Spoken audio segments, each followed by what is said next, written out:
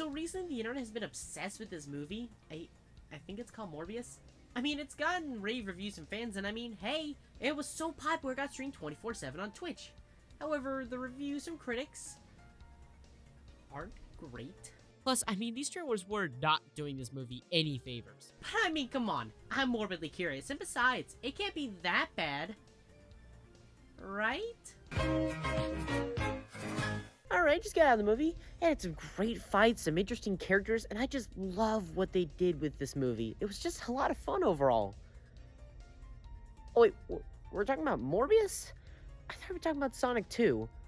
Oh no, Morbius? Yeah, it's bad. Yep, that's right, I saw Morbius. In fact, here's my time of death. Or should I say times of death? Yes, I put myself through this twice because having a hernia was such fun the first time around. I went on opening night in IMAX, and less than half the theater was filled. I then went back a week later because...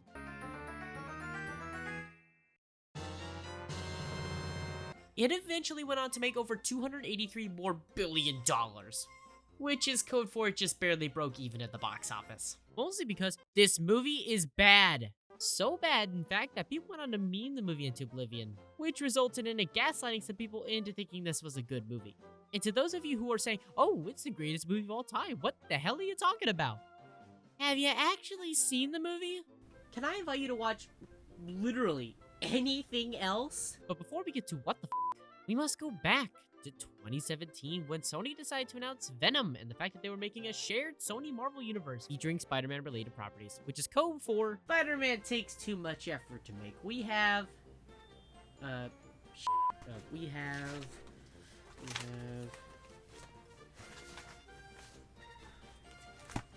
Madam Web instead.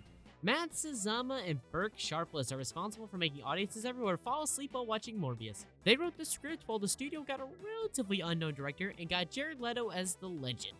He was at a career high, setting his fellow co-stars rats as everyone's favorite douchebag in Suicide Squad.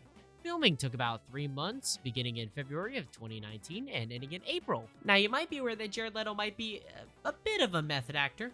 And to get into character, he decided to pretend to be disabled even between takes. It got to the point where he was taking so long to go to the bathroom, they had to convince him to take a wheelchair there because he was wasting so much time. No wonder there ended up being reshoots a year later. It was supposed to release in March of 2021, and our good old friend Mr. Pandemic kind of messed up the entire world.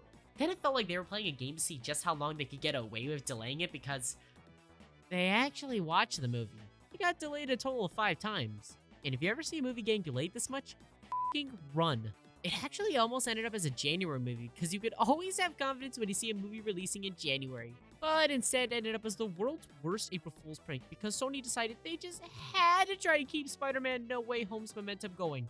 Now let's watch the movie that the internet went crazy for, but didn't actually bother to support in the box office. So the movie begins with a title card that tries to fool you into thinking you're watching something better than Morbius. Dr. Michael Morbius is in the middle of some f***ing jungle in bad CGI land. Like, holy sh**, what is wrong with that water? Once they land, he hobbles over to this cave to seduce these vampire bats with his magical harp. And I mean, he really loves those f***ing bats. To retransition that PowerPoint would be proud of, we flash back 25 years ago to Greece. Morbius is infected with movie-itis, meaning it's some nondescript disease, and the new kid Lucian is also infected with it. Morbius just kinda calls him Milo because Lucian is too long, I guess.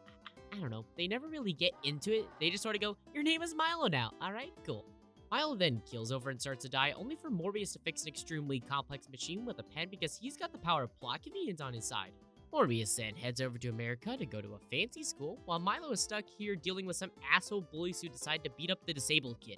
Why are they such dicks to him? Like, seriously, what do they get out of it? Back to the future, Morbius is in the middle getting a Nobel Peace Prize from the King of Sweden. I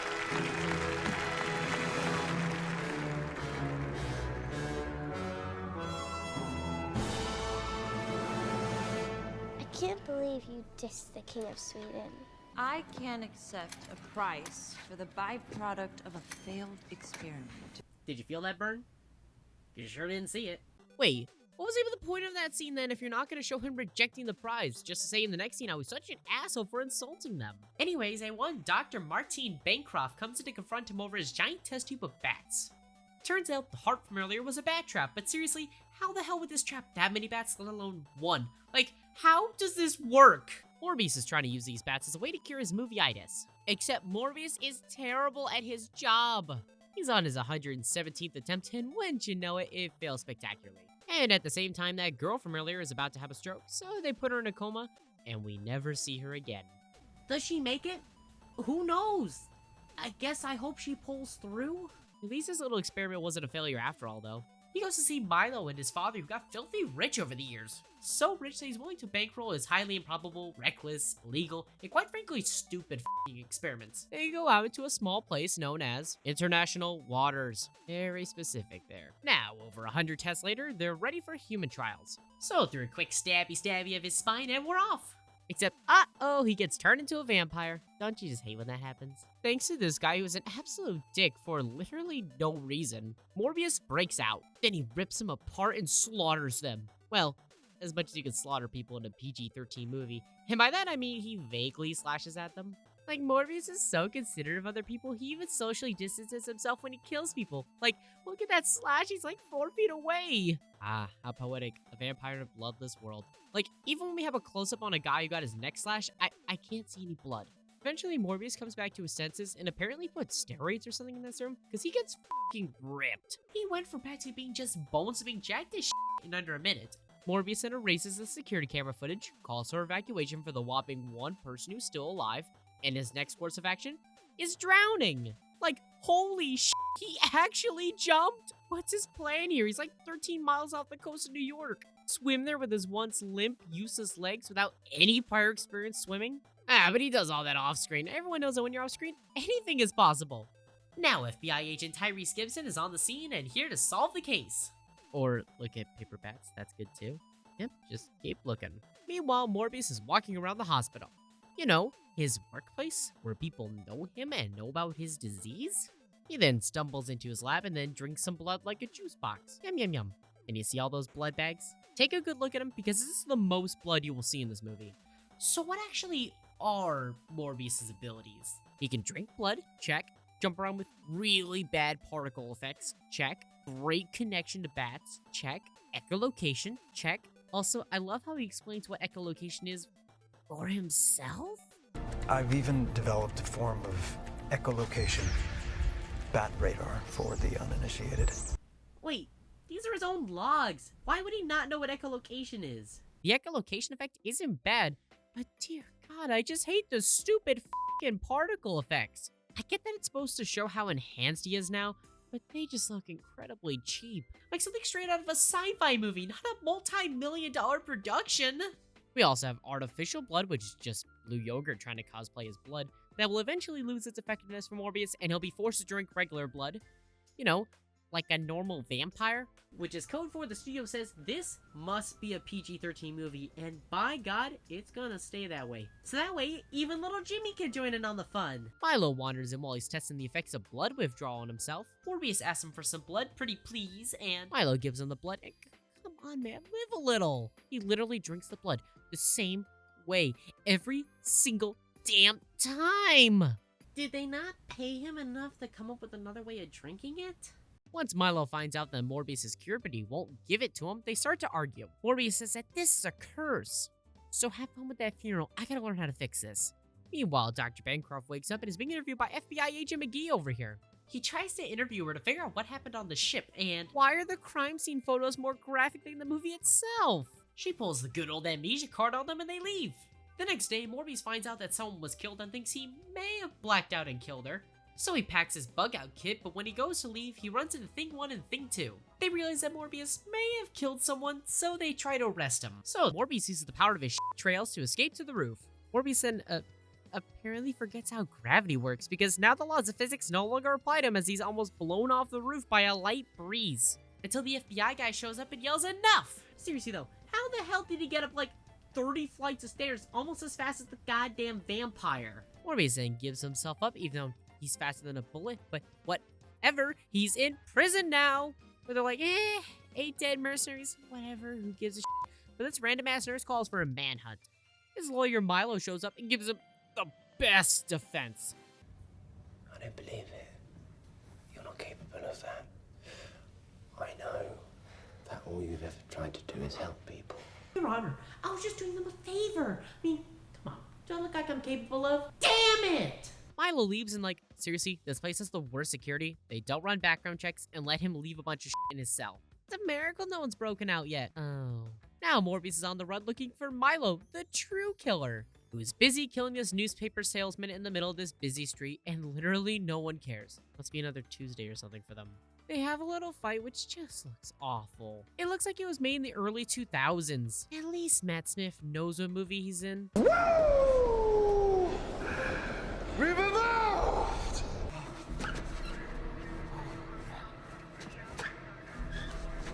Morbius can't beat him, so he escapes through the giant wind tunnels under New York. I mean, how else do you explain this?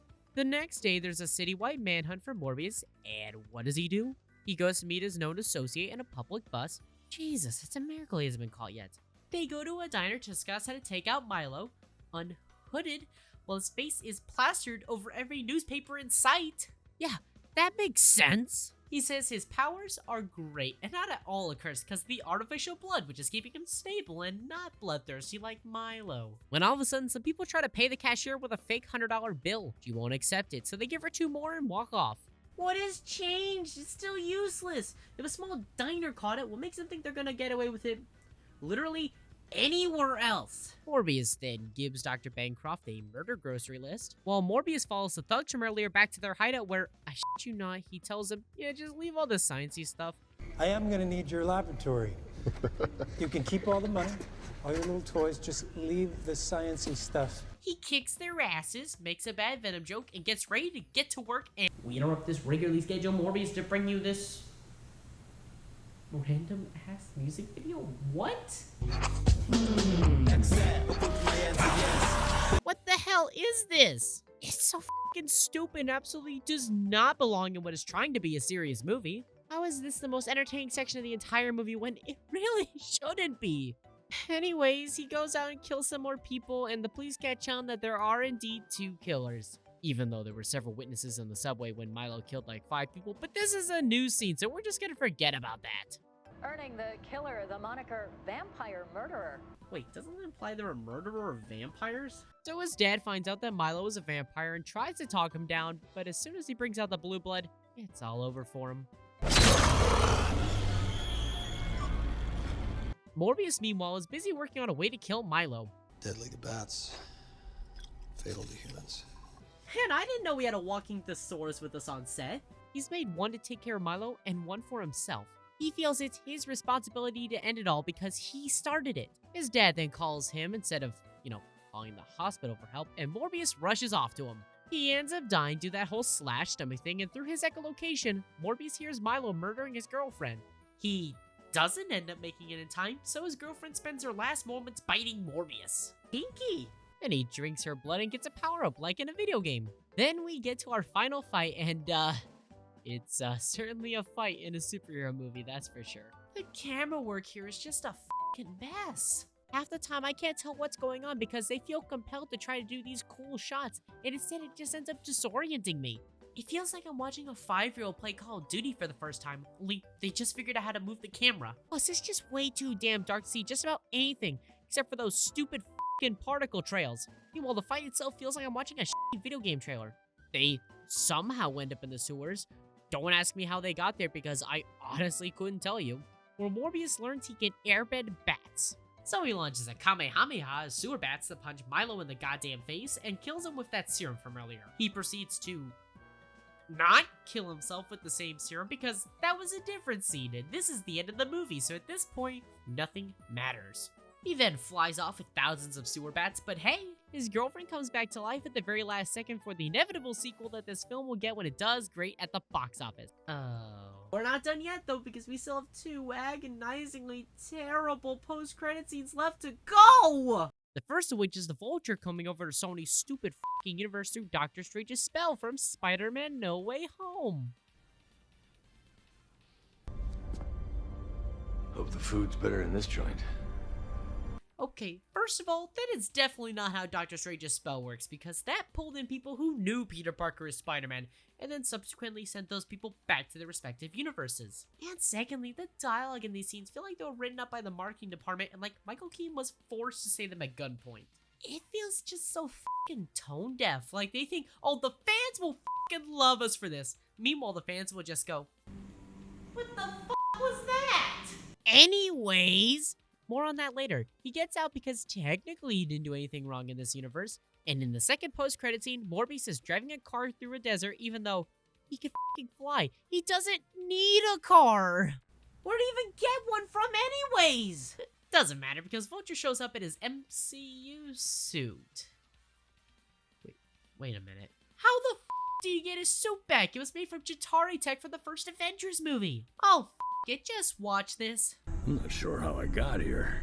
Has to do with Spider-Man, I think. I'm still figuring this place out, but I think a bunch of guys like us should team up.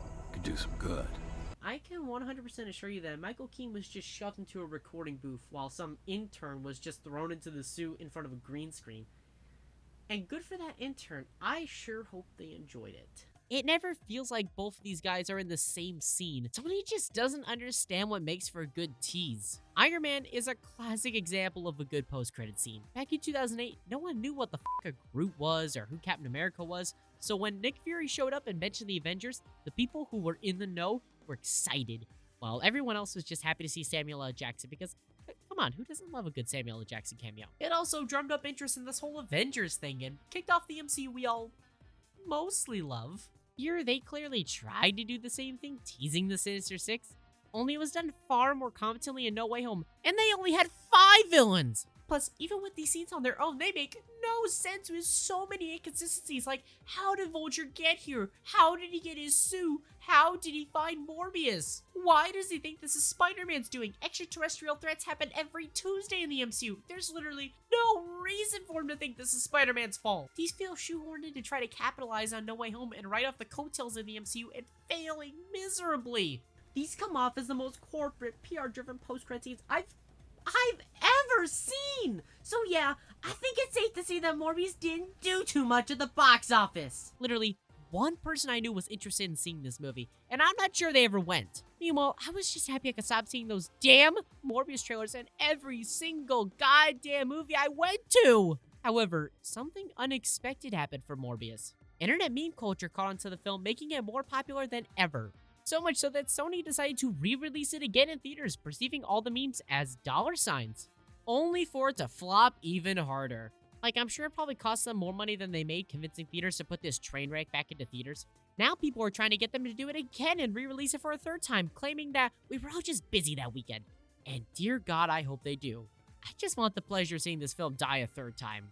So, that was Morbius, the internet darling everyone loves, but no one has actually seen. Like, I think there's more people out there who bought a Wii U than there are people who've seen Morbius. The problem that I have with this movie is that it's so fucking boring. Not much actually happens in this movie. Like, there were so many scenes that I either skimmed through or straight up did not mention because they went nowhere. Hell, there was also plenty of stuff featured in the trailers but never appeared in the movie. Like, did you know that Tyrese Gibson was supposed to have a robot arm? Or did you see the Tobey Maguire Spider-Man graffiti?